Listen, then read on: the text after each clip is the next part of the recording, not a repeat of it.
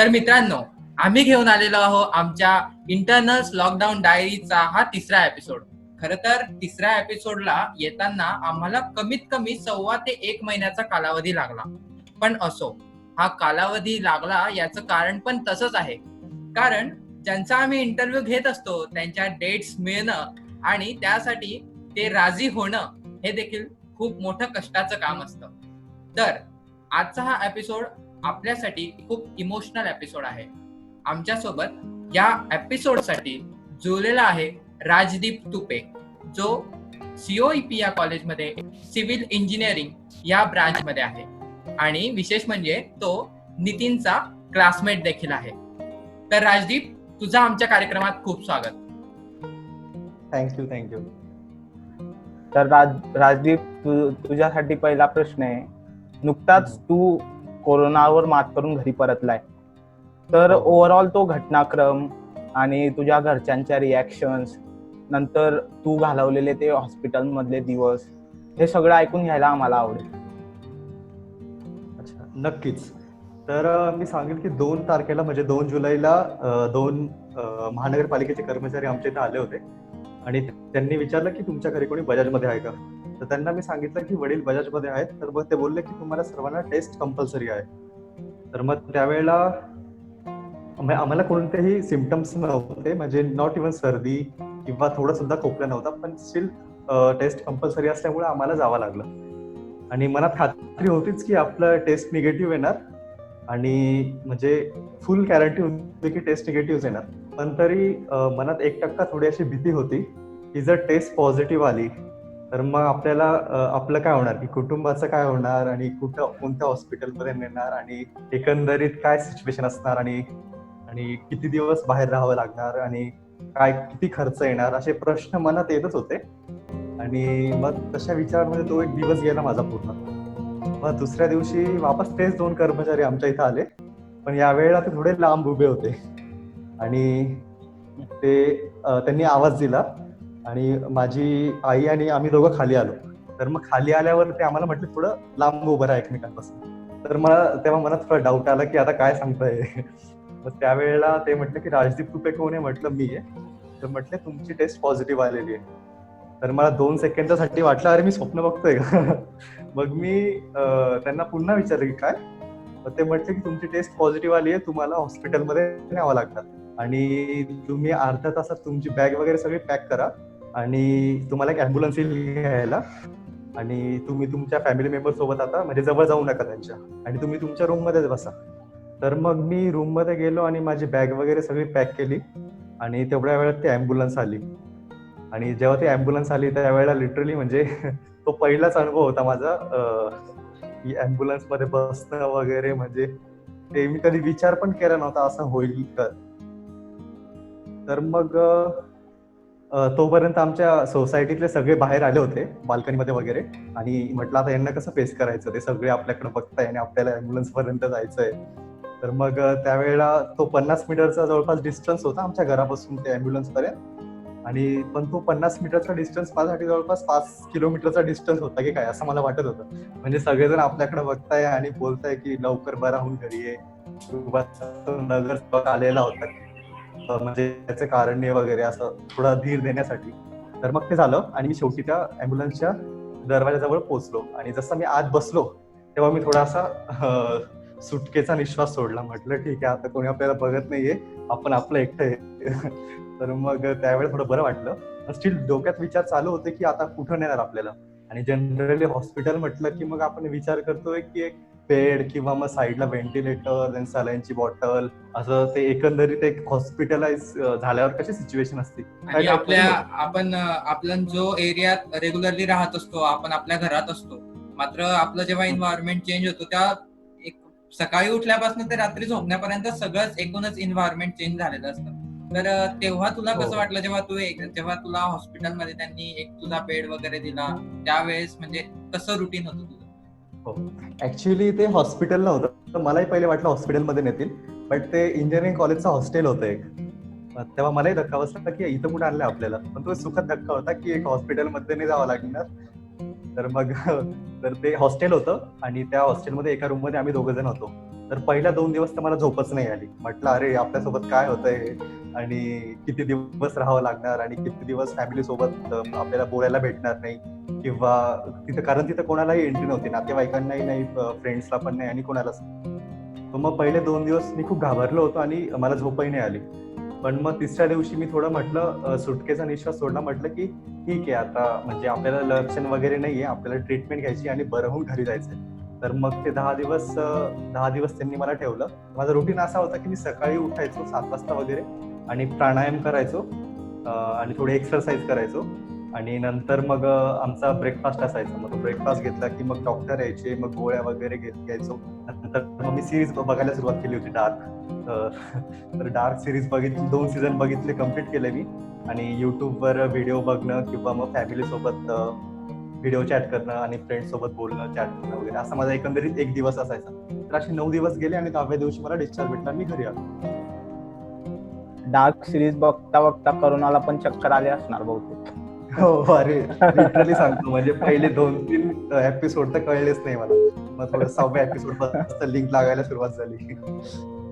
तर माझा पुढचा प्रश्न तुला असा राहील की कोरोनाच्या प्रादुर्भावातून तू आणि तुमचा संपूर्ण परिवार अतिशय उत्तमरित्या बाहेर पडला.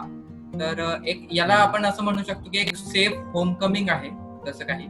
तर तुला आता काय वाटतं की आपण सोसायटीसाठी असं काय केलं पाहिजे, किंवा हे तर ठीक आहे तू आमच्या शो मध्ये येतो आहे, तुझे जे पण प्रसंग तुझ्यासोबत त्या ठिकाणी झाले, मनाची जी पण अवस्था होती तू आमच्यासोबत शेअर करतो आहेस, यातून अनेकांना एक मोटिवेशन मिळेल.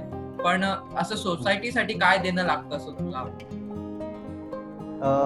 तसं तर काही म्हणजे प्रॅक्टिकली मी करू शकत नाही, पण एक मार्गदर्शन देऊ शकतो सध्याच्या कंडिशनला, कारण सध्या लॉकडाऊन वगैरे वगैरे आहे. तर त्याच्यामुळं तर मी त्यांना सांगेल की सोशल डिस्टन्सिंग वगैरे आपल्याला वाटतं की काय गव्हर्नमेंट सांगते वगैरे, बट त्याचा इम्पॉर्टन्स आहे ते मेंटेन करा प्रॉपरली. मास्क वगैरे लावा, कोणत्याही पब्लिक प्लेसला जाताना मास्क वगैरे लावणं हे कंपल्सरी आहे. म्हणजे ते गव्हर्नमेंट त्यांच्यासाठी चांगलं देतं, ते आपल्या स्वतःच्या हेल्थसाठी आहे. आणि ज्या कंडिशन मधून मी गेलोय, पण ठीक आहे, आमच्याकडं म्हणजे आमची कंडिशन चांगली होती आणि प्रॉपर फॅसिलिटीज वगैरे होत्या. पण ज्या ठिकाणी फॅसिलिटीज नाहीये किंवा ज्या फॅमिली अफोर्ड नाही करू शकत, तर त्या लोकांसाठी हा प्रसंग खूप भीतीदायक असतो. तर मग आपण प्रिकॉशन घेणं हेच आपलं काम आहे. तर मी त्यांना सांगेल की हे सगळे गव्हर्नमेंट रूल्स जे लावलेत ते फॉलो करा, तुमची इम्युनिटी वाढवा, एक्सरसाइज करा, तुमच्या डाएटमध्ये व्हिटॅमिन सी, ए, डी, झिंक वाढवा, म्हणजे तुमची इम्युनिटी वाढेल आणि फिट राहा आणि मेंटली फिट राहा स्पेशली, कारण कोरोना म्हणजे तुमच्या मेंटॅलिटीची परीक्षा बघतो. तर एवढं मी सांगेल त्यांना. आणि त्यातल्या त्यात हो, आणि त्यात माझा भाऊ त्याची टेस्ट निगेटिव्ह आली, तो एकटाच घरी होता त्यावेळेला आणि आमचं घर पूर्ण सील होतं, साईडने पत्रे वगैरे लावले होते. आणि त्यावेळेला आणि इव्हेंच्युअली त्यावेळेला औरंगाबादमध्ये फुल लॉकडाऊन होता. तर त्यामुळे नातेवाईकांना पण आमच्या घरी येणं काही शक्य नव्हतं. मग त्यावेळेला आमच्या शेजारच्यांनी जी मदत केली तर मी ती कधीच विसरू शकणार नाही. त्यांनी टिफिन वगैरे किंवा ज्या गोष्टी लागतील माझ्या भावाला त्या सगळ्या प्रोव्हाइड केल्या. त्याच्यामुळे मी त्यांचं नेहमी ऋणी राहील. त्यातल्या त्यात माझे फ्रेंड्स, तुम्ही सगळे ज्यांनी मला सपोर्ट केला त्या पिरियडमध्ये, अवघड पिरियडमध्ये. तर मी तुमचाही आभारी आहे आणि सगळ्या नातेवाईकांचा वगैरे सगळ्यांचा. तर राजदीप, तुझ्या स्टेटस मध्ये आम्हाला दिसलं होतं की तू सगळ्यांसमोर एक कविता सादर करतोय कोविड चाचणी निगेटिव्ह आल्यानंतर. तर तो सीन सांगू शकशील का आम्हाला, आणि कविताही ऐकायला आवडेल आम्हाला. हो, तर ते झालं असं की शेवटीच्या दिवशी आम्हाला त्यांनी एक पेज दिलं होतं आणि तुमचा फीडबॅक वगैरे द्या की आणि तुम्हाला काय इम्प्रुव्हमेंट हव्या आहेत त्या सांगा याच्यामध्ये. तर त्यावेळेला मी ते सगळं लिहिलं आणि शेवटी मी एक कविता लिहिली. म्हटलं आता काही आपल्याला काम नाहीये तर बसल्या बसल्या कवितेचा मला पण मी कविता लिहितो, तर मग म्हटलं आपण एक कविता करूया. तर मग मी त्या ठिकाणी कविता केली होती आणि मला वाटलं नाही की ती मला वाचायला लावतील पुढं. मला त्यांनी बोलवलं पुढं आणि ती कविता अक्षरशः वाचायला लावली. त्यावेळेला तिथलचे आमदार आणि एएमसी कमिशनरही होते त्या कार्यक्रमाला. तर मी थोडं घाबरलो होतो, पण ठीक आहे, मी वाचली ती कविता. ती वाचून दाखवतो. तर ती कविता अशी होती की थोडी भावनिक आहे. नकळत आयुष्यात असा प्रसंग यावा आणि पायाखालची जमीन निसटल्याचा भास व्हावा. नकळत आयुष्यात असा प्रसंग यावा आणि पायाखालची जमीन निसटल्याचा भास व्हावा. त्या प्रसंगाशी 2 हात करताना आणि प्रसंगासमोर हात टेकवताना. त्या प्रसंगातून आपण कधी बाहेर पडलो, प्रसंगातून बाहेर येताना. सभोवताल समजून घेताना आणि समजून सभोवताली वावरताना वातावरणाशी कधी एकजीव झालो याचा विचारही मनात न यावा भावनांना आवर घालताना, त्या गोष्टीचा कधी विचारही न केलेला आणि त्या गोष्टीला सामोरे जाताना, कधी आपण सावरलो चढ उतर चालताना आयुष्य जगताना.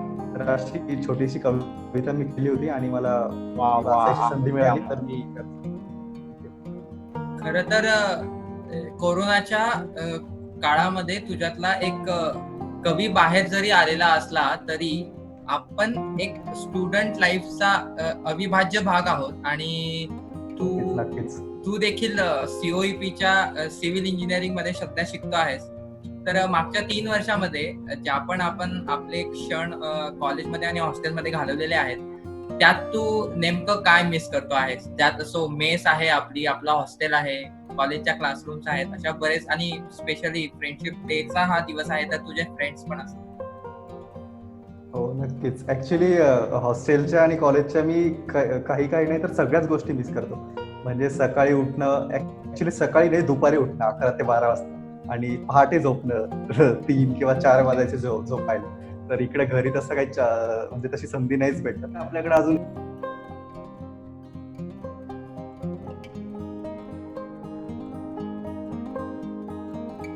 एक सेम आहे, आपण त्या सेम मध्ये ती सगळी मजा करू शकतो.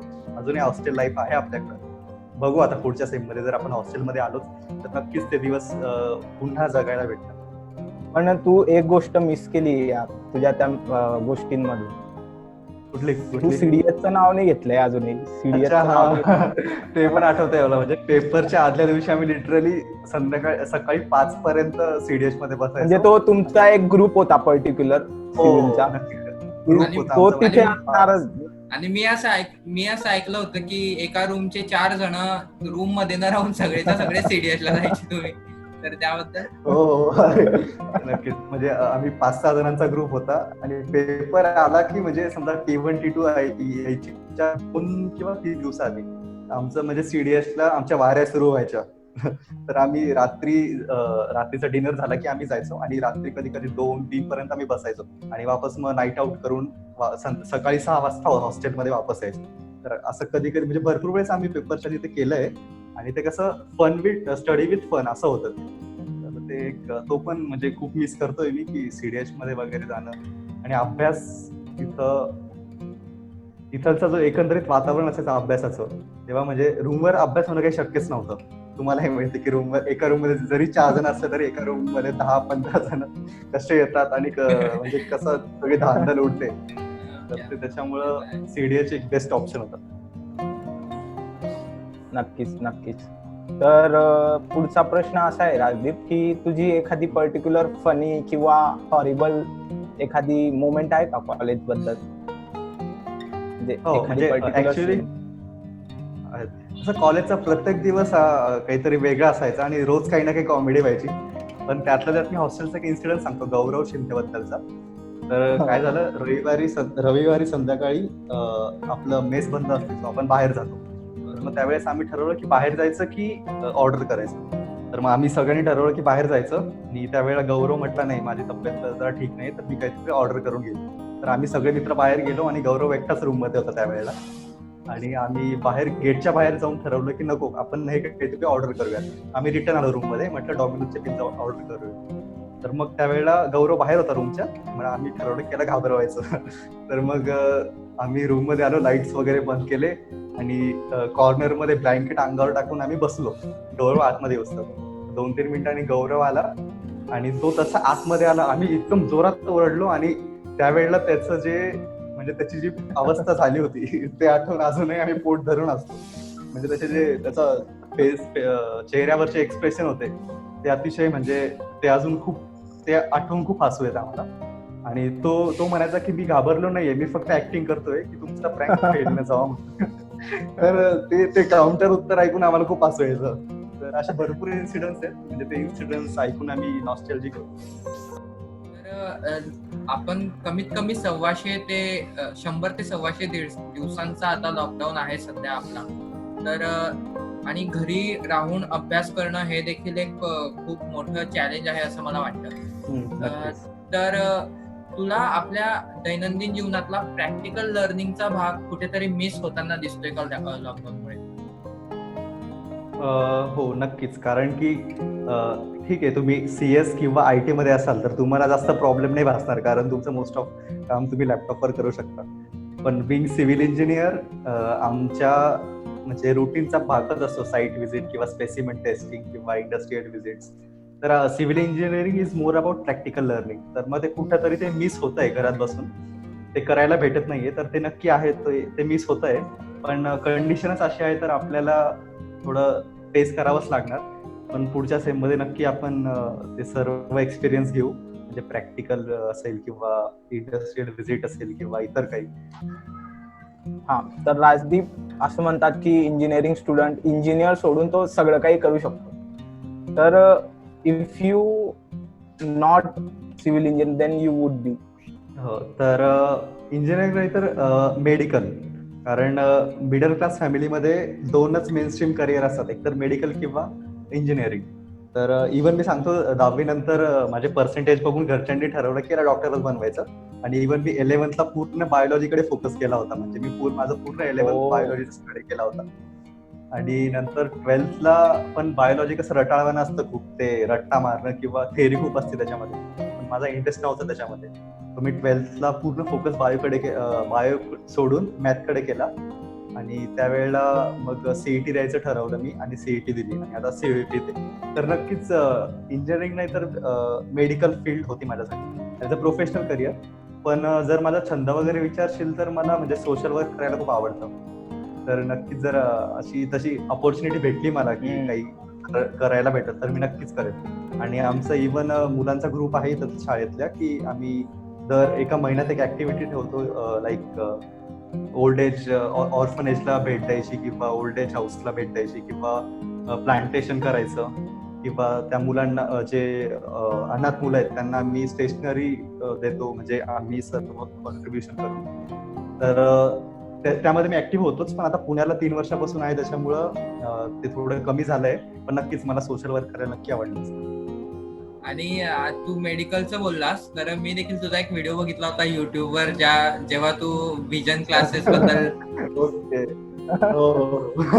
व्हिजन क्लासेस बद्दल मुलांना मार्गदर्शन करत होतास. तो पण एक मी तुझ्याबद्दलचा व्हिडिओ बघितलेला होता. तिथून म्हटलं थोडं रिसर्च करू राजदीप बद्दल, तर तुझा मला त्या ठिकाणी व्हिडिओ. अच्छा, हा. तर राजदीप, मला असं वाटतं तू आमच्या शो मध्ये येऊन आमच्या सारख्या मुलांना म्हणजे मेंटली आणि फिजिकली फिट कसं राहावं याविषयी उत्तम प्रकारे मार्गदर्शन केलेलं आहे. आणि खरं तर तू जे गौरव बद्दल जे बोललेला आहेस ते देखील मी आता त्याला फोन करून कन्फर्म करणार आहे. नेमकं खरं काय झालेलं होतं याचा तो देखील तुम्हाला आम्ही अजूनही सांगेल की मी ऍक्टिंग केली होती. तो खरं नाही सांगणार, तो म्हणाल की मी ऍक्टिंग केली होती. याचा देखील आम्ही आता त्याचा उलगडा घेऊ. तू आमच्या कार्यक्रमात आलास त्याबद्दल तुझे खूप खूप खूप आभार. धन्यवाद. Thank you for inviting me. So viewers, बघता काय, सबस्क्राईब करा, लाईक करा, शेअर करा आमच्या चॅनल्सला. त्याचं नाव आहे इंटरनल. Signing off.